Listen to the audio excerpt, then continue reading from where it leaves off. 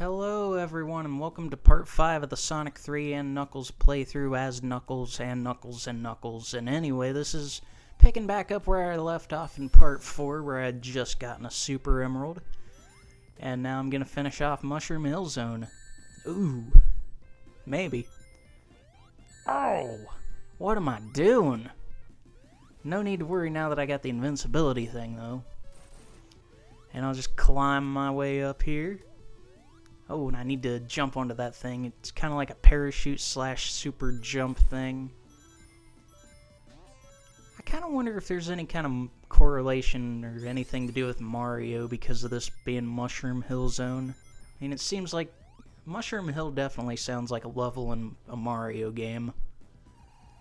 Did a little bit of backtracking there just to see what's going on. I do go out of my way to look for some of these special stage rings, as I want to get the Super Emeralds and get Hyper Knuckles as soon as possible. And speaking of special stages, let's see what's cooking in this one. Yeah, it looks like I'm going to go with Special Stage 1, right below the Master Emerald. And yeah, this would be the first special stage in Sonic and Knuckles if you're just playing it as a standalone half game. I will admit I'm not really the biggest fan of this one. Even if it is a little bit easy, it's also easy to get lost and just kind of wander aimlessly. And you'll see what I mean because I managed to do that. But not for too long. That's one thing I don't really like about these special stages, is I feel like it's kind of easy to get lost sometimes, and then you gotta deal with these annoying red sphere. There's some more of the good blue sphere, though. Let's see if I can find those final 9. Should be around here somewhere. Yeah, you kind of see what I mean about getting lost, though. They gotta be here somewhere, right? There they is. Alright. So that'll be the 5th Super Emerald? I do believe. I don't know, I lost track. You gotta think, folks. There was like a 3 or 4 week gap in between recording parts 4 and 5 here, so not everything is fresh on my mind as it probably should be for this playthrough. But we'll go into it all together as if it's a new experience. Hey, it's that pulley thing I think I mentioned in the last part that you can do the cheat codes off of. You can only do the, I think it's level select. I'd need to double check. Yeah, I think it's the debug mode, actually. Debug mode's always a fun cheat to activate in the classic Sonic games, because you can always do all kinds of unpredictable crap with it and break the game by spamming random objects. I don't know, it makes for a pretty good time. And I'm not really sure what's going on here, if it's a frame rate issue or if it was my emulator doing that, but only one of the Egg Robo's boosters are lit for some reason. I'm pretty sure both of them are supposed to be, but oh well.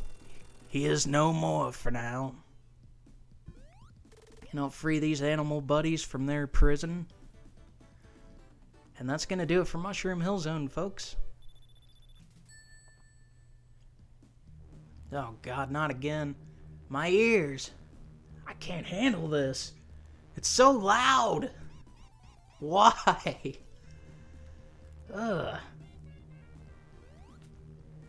Completely unnecessary. Anyways, welcome to Flying Battery Zone, folks. Yeah, I think Sonic Jam fixes a lot of those audio issues and audio limitations of the Genesis games, which Sonic Jam will always probably end up being my favorite of the Sonic collections.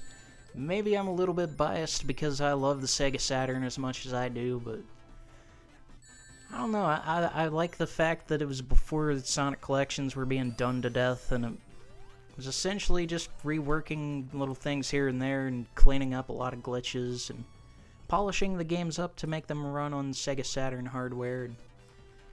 Definitely proper enhancements of the game, unlike Sonic Origins. Sonic Origins doesn't have a Sonic world for you to roam around in. In fact, none of the Sonic collections really do much outside of, well, Sonic Mega Collection's pretty good, but I don't feel like any of the other Sonic collections really do much outside of adding the Genesis games. These collections need more bonus content. And that's definitely something that Sonic Origins lacks, and I have no desire to get a copy of Origins.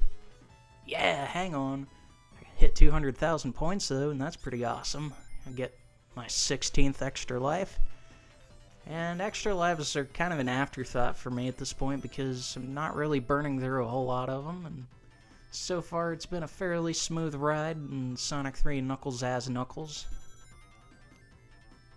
I say as I have to go back up here now. So I gotta say, folks, Flying Battery Zone is definitely one of my lesser favorites in this half of the Sonic 3. I don't know, it just feels like kind of a slog, and I don't really like all the gray and... nah. Just doesn't do it for me. The music sure does. I really like the music here. Preferably Act 2. I also like the remix from Sonic Mania, which this is also one of the zones that gets included in Sonic Mania. Which Sonic Mania is actually pretty awesome. I feel like it is a proper Sonic 4, unlike that piece of crap that came out in 2010, was it? 2011? That was just garbage. I'm sorry for those of you who like Sonic 4, but I don't. I'm sure I'll play it on the channel eventually, but I'm just not much of a fan. It didn't need to be called Sonic 4, especially since it didn't start off as Sonic 4, it's just in name only. But anyways, I don't know what I'm doing here, and... oh, wait, yeah, I'm just kind of wandering around seeing if I can find more of the emeralds, the emerdudes. Which Flying Battery Zone does have a couple of special stage rings hidden throughout. And there is one of them that I will show off where it is, because it's right before the Act 1 mini-boss. But it does not go as good as I was hoping it would, and since it was a disastrous attempt, I will cut that out of the part. As I don't feel like wasting any more of y'all's time than necessary. If you've been watching my Sonic playthroughs up to this point, if I lose in a special stage, odds are I'm not going to leave it in the part. Although I think I run into that problem a couple of times in Sonic 1. I would like to go back and re-record that one of these days, and maybe I will. Of course, I gotta record Sonic Genesis eventually. But yeah, I don't know, I feel like the 1-2 punch of Flying Battery and Sandopolis definitely kind of bogs the game down a lot. But it picks back up when you get to Lava Reef Zone. Especially Sandopolis Act 2, that place is just a mess. Mainly when you play as Knuckles. But as you see when I get there anyways, I'll make it look a little bit easier than it actually is. Or at least than it actually was when I first played it. So yeah, right before the Act 1 mini-boss you have a special stage ring, and I'm not going to show off the special stage because I'll lose. And right back to it, folks. So yeah, I mean, I made an attempt. It did not go well. Back on with the show. But yeah, is that right before the mini-boss? I want to say it is. Maybe not, so maybe not. Because it looks like there's still a little bit to get through here. Maybe I was thinking of another special stage ring. Who knows? I guess I'll get there when I get there. And now there's this part where you just gotta wait. Then you gotta wait another time for 3 more of those to land right there, and then you can go. I always like these things that they brought back from Metropolis Zone. Wait a minute, something looks sus over here. Hang on, here's a special stage I can show off.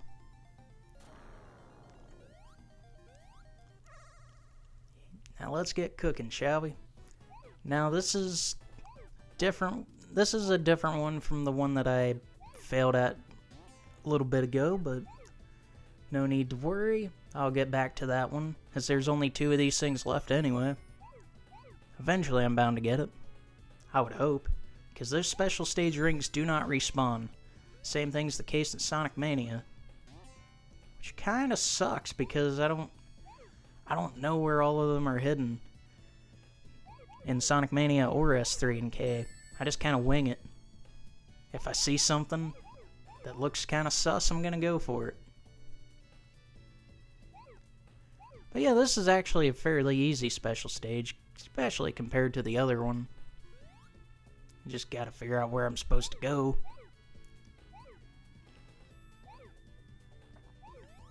And yeah, so far so good, if I do say so myself.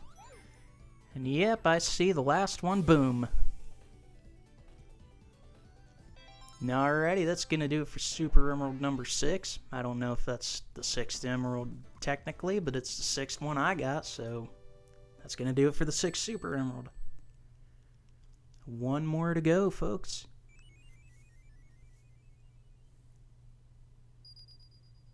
And apparently I'm having some frame rate drops there with the emeralds not flashing properly.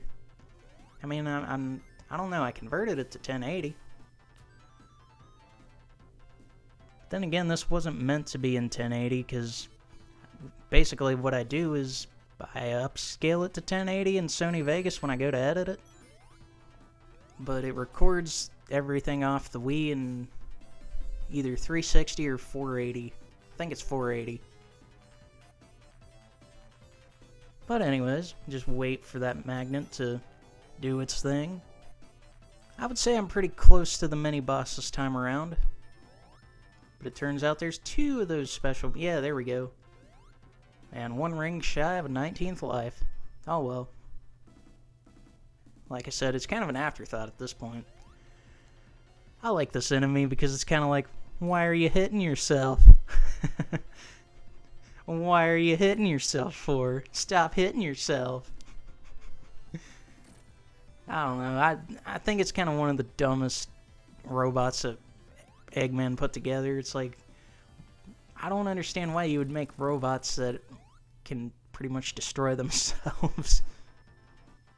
So that's going to do it for Flying Battery Act 1, and I'm stuck in a walk cycle?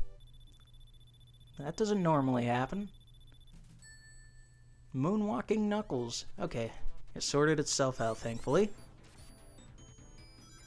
And just keep things rolling along with Act 2 of Flying Battery. I don't see any Energizers, Duracells, X-Sides, or Diehards anywhere.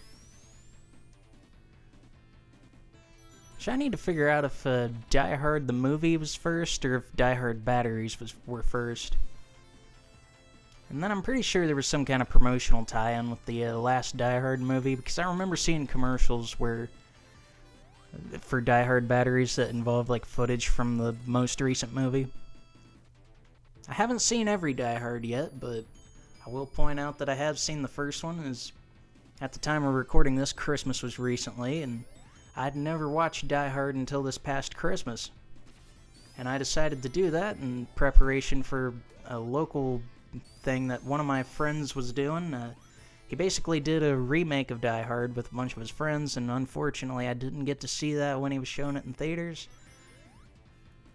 The one chance I had, kind of scheduling conflicts, and I don't know, it's tough to do a lot of stuff I'd like to do when you're working on the weekends, but sometimes you gotta do what you gotta do to make that bread. If I don't make any bread, I mean, this YouTube channel pretty much ceases to exist. Because even if I have all the tools and technology to make these videos, it's certainly, I don't know, it would just be a lot more difficult.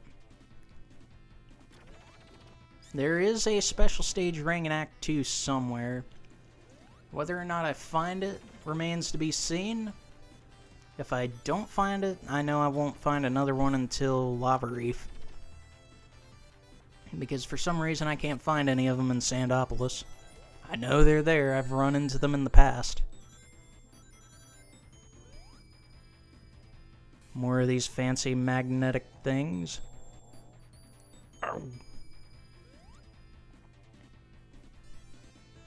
Those spikes down there look kind of weird to me. I always thought they kind of looked like sewing needles almost. Hey, it's those... I mean, they don't explode, but they kind of remind me of those things from Chemical Plant Zone.